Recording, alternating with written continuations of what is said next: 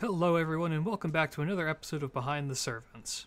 So, in light of me somehow miraculously having all three renditions of Ishtar, pulling 2 copies of Space Ishtar in my latest rolling stream, I decided to celebrate by doing a deep dive into her legend. As most Fate fans are aware, the portrayal of Ishtar in FGO is done by having her take on the face of another familiar Fate character, Tosaka Ren. This, as explained in-game, was done because the 2 characters had matching personalities. Funny enough, this statement is very accurate.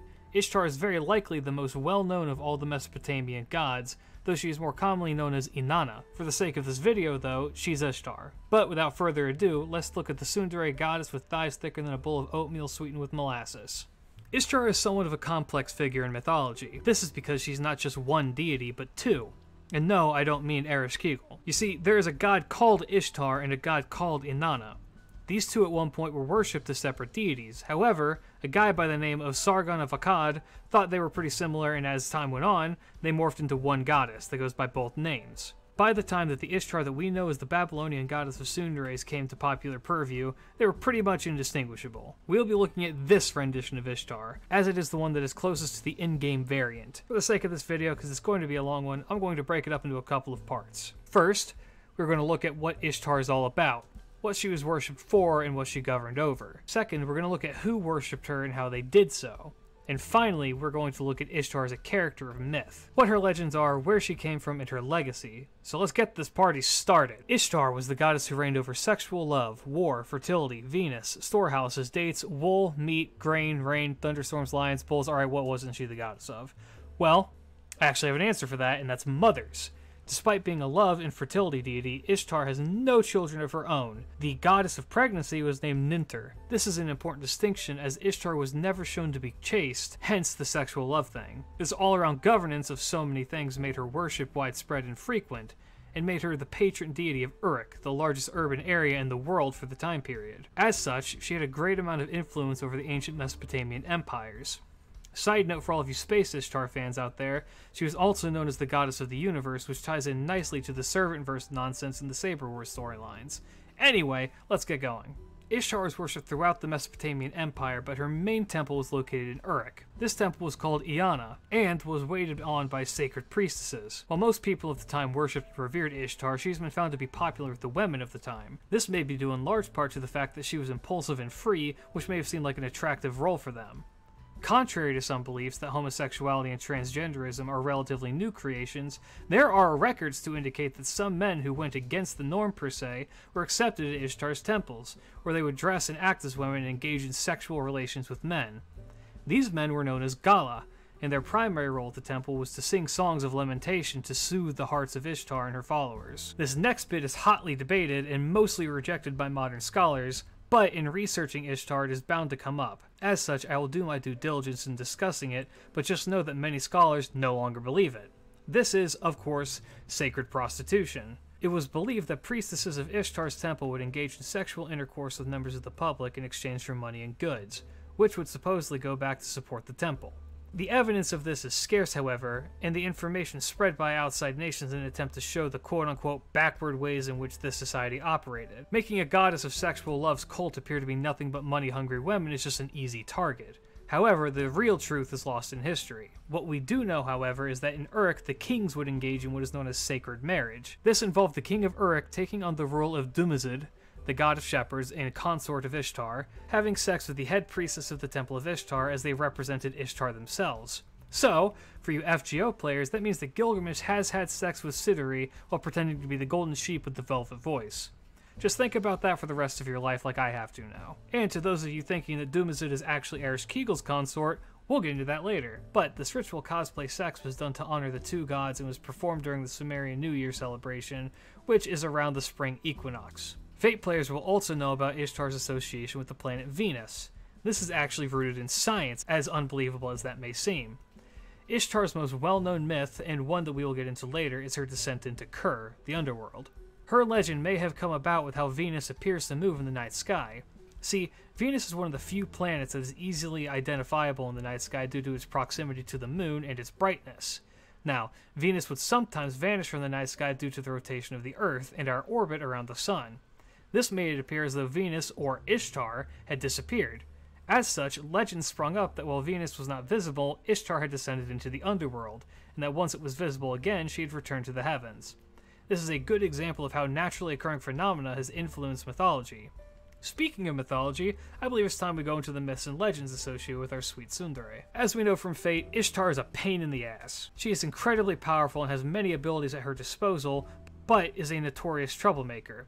This shines through in her legends as well. Ishtar was born as the daughter of Nanar in Nangal, though I believe Fate says An is one of her parents, and so do some of the myths. Her first order of business was to go and complain to the god of creation, Enki, that she doesn't have a domain to govern over. He tells her that she does and that he doesn't need to give her a new one, so right off the bat she's already being greedy, much like the Ishtar from Fate.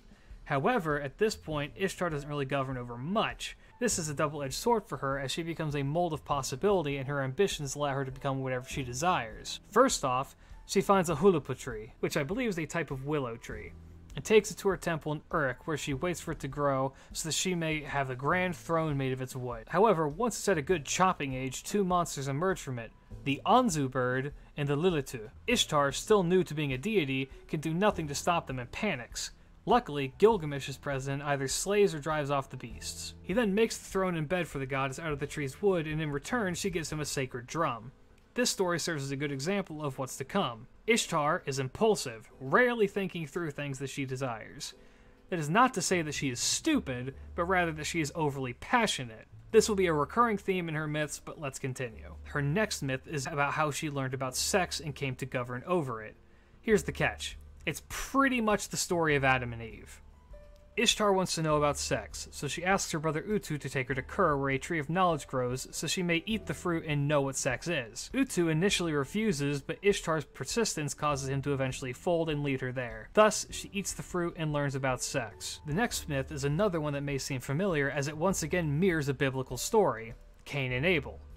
In this story, Ishtar and Utu are discussing marriage, as Utu believes that it is time for his sister to be wed. She is given the choices of the god of farmers, Enkimdu, not to be confused with Enkidu, and the goddess of shepherds, Dumazid. She likes Enkimdu at first, but is eventually swayed to choose Dumazid.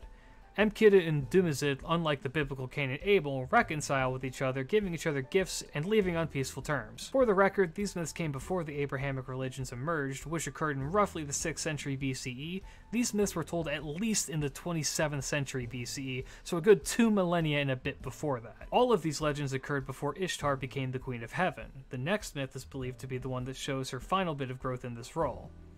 This involves her and Enki once again. Enki was in possession of what are known as Mez. These are a kind of abstract decree that the gods created that taught humanity how to do pretty much everything. It is an incredibly complicated concept, but I think the best way to equate it is to a physical representation of knowledge and power. If you are interested, there is a list of the 64 known Mez on Wikipedia. As for the myth, well, Ishtar wanted them, so she visited Enki in the city of Eridu.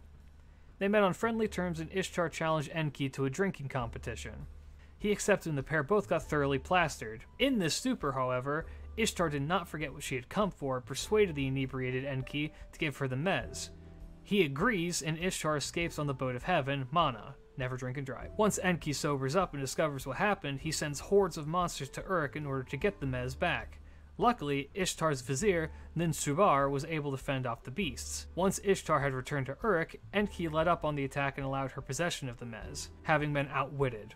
Thus, Ishtar was prepared to become the Queen of Heaven. Before Iana was the temple of Ishtar, it was the temple of the sky god An, who again is possibly her father, as some sources vary. There's not much about this myth, as the tablet it was written on has become so damaged and thus is lost, but the gist of it is that Ishtar wants Iana for herself, and trudges through a dangerous march all the way to the temple and scales it to meet her father An, who is shocked and impressed by her arrogance that he just gives her the temple. This handing over of power is representative of Ishtar claiming the throne of heaven. Fate players who have gone through Babylon may remember that there is a section of the story dedicated to the player needing to climb Mount Ebba to get to Ishtar's temple that sits atop it. It is revealed that Mount Ebba should not exist because Ishtar had destroyed it. Ishtar comes across the mountain and is infuriated by how beautiful it is, thinking that it is even more beautiful than her. As such, she requests permission from An to destroy the mountain. He says no, but she ignores this and levels the mountain entirely, once again showing off her impulsiveness. Now, another commonly brought up aspect of Ishtar in Fate is her vengefulness.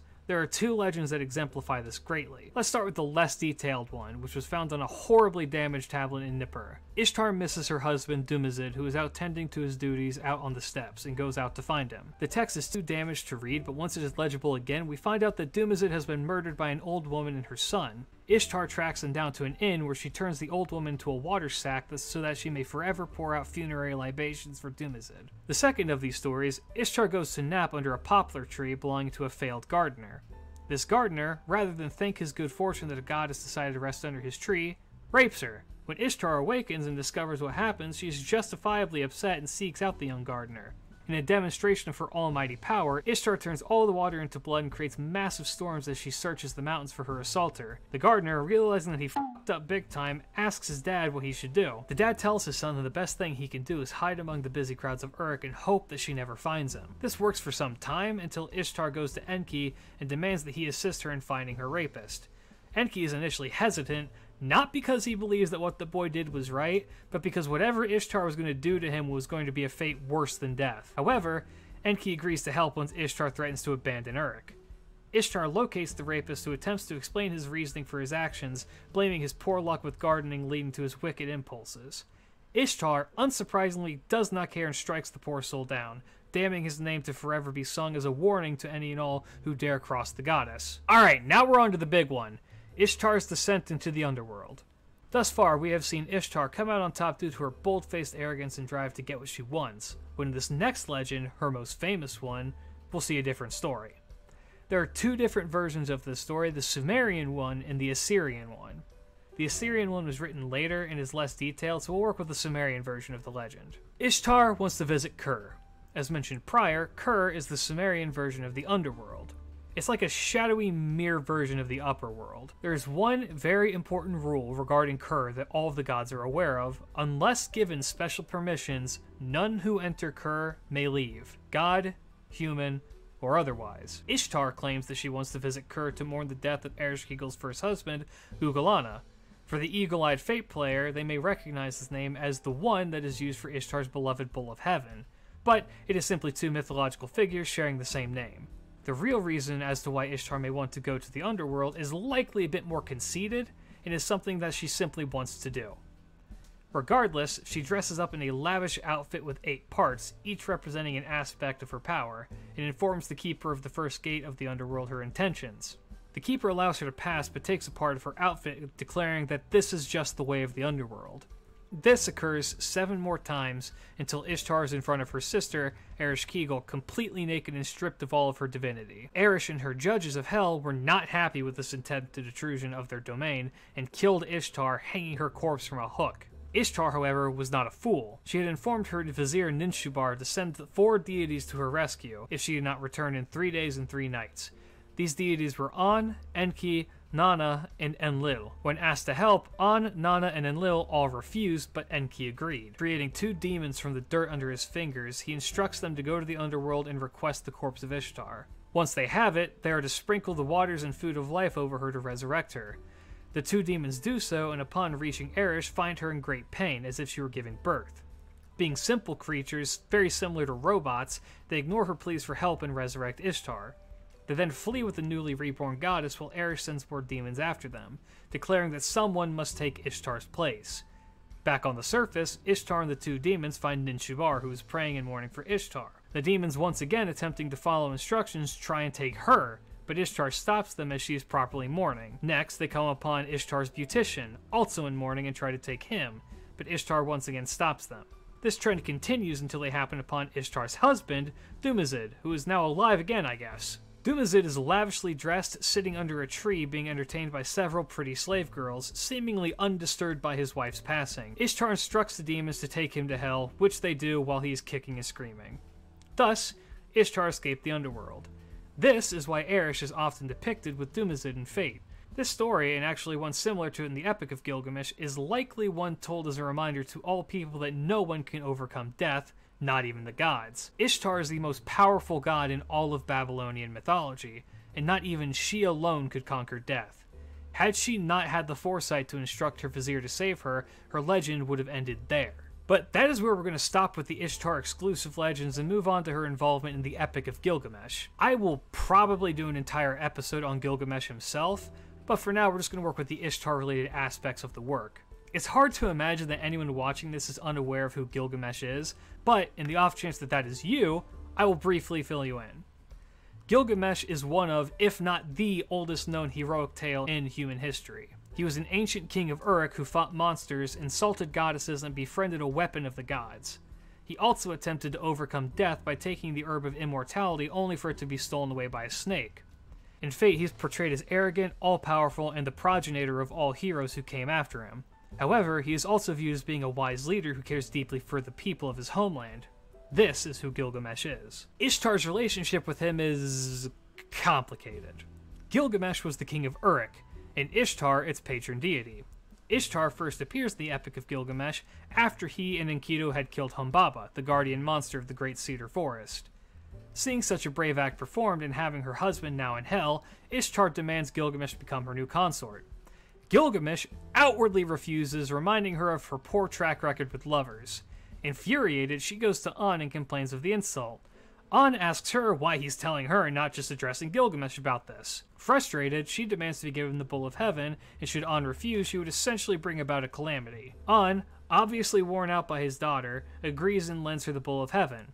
She then sends the divine beast to kill Gilgamesh and Enkidu, but they overpower the creature and kill it, offering its heart to the sun god. Enkidu then further insults Ishtar by throwing the creature's thigh at her face.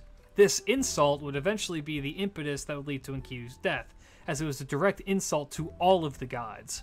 Thus, Ishtar's direct role ends, and so too does the legend of Ishtar end. Those are the most relevant and accessible myths pertaining to our lovely goddess.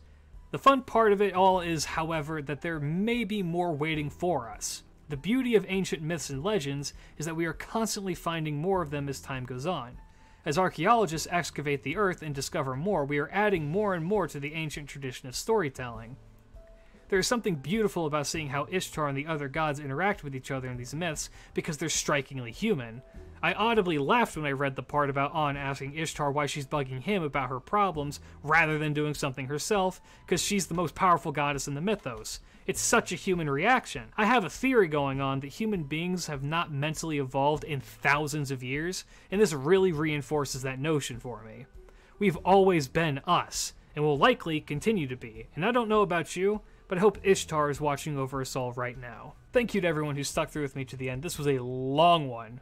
Let me know what you thought in the comments. If you enjoyed it, please like the videos. It really does help. If you want to hear about a certain historical figure in FGO in more detail, please let me know. I believe the next character I will be covering is going to be Cha-Cha. It won't be a very long episode, but that one will be out soon. Also, subscribe if you are so inclined. We just hit 200 subs. Thank you guys.